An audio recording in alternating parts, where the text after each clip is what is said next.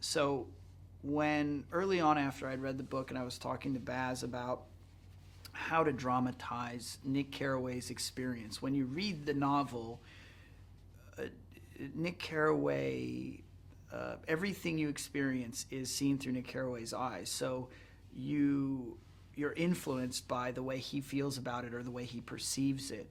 So I thought it was very important to show how these experiences affect Nick. And it's something that I talked to Baz about. I don't want to just be in scenes watching people because it's going to be very hard to communicate what's going on with Nick.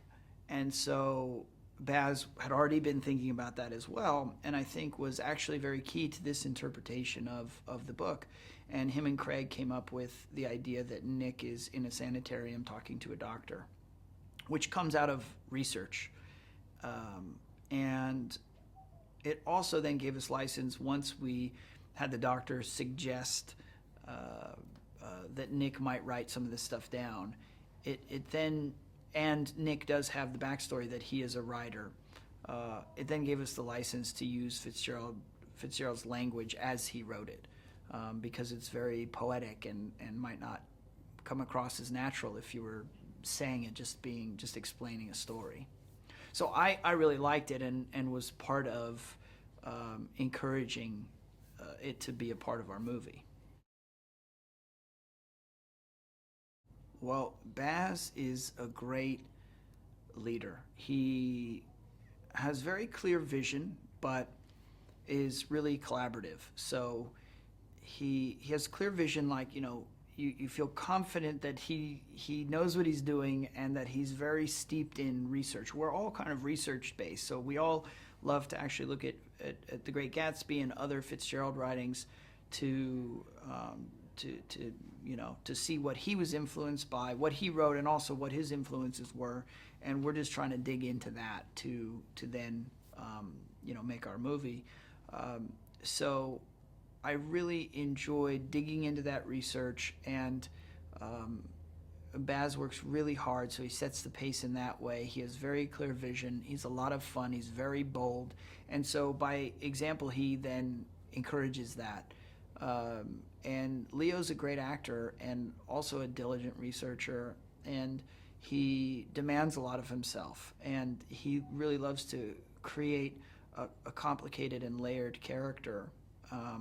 So, how dogged he is in his pursuit of the best version of that scene, as well as just hanging out with two fun people, and one of them being my good longtime friend.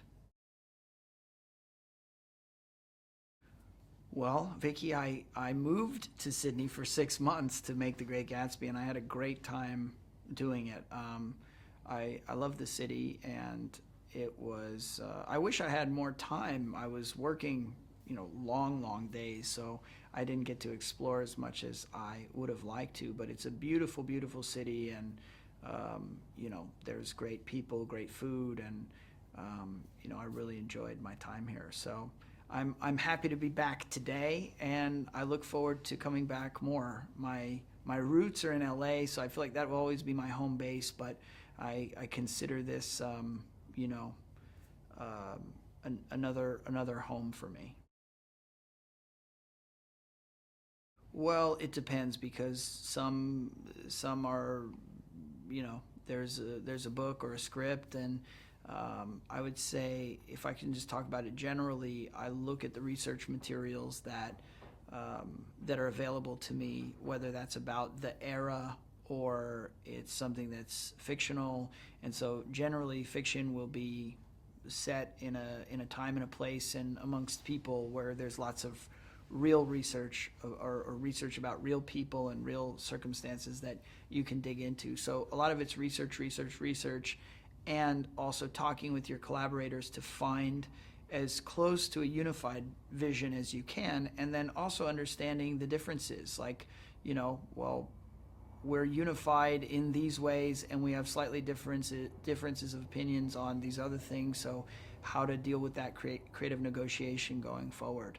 And and to just immerse yourself as much as possible in what you're doing, and then understanding too how that manifests in a performance.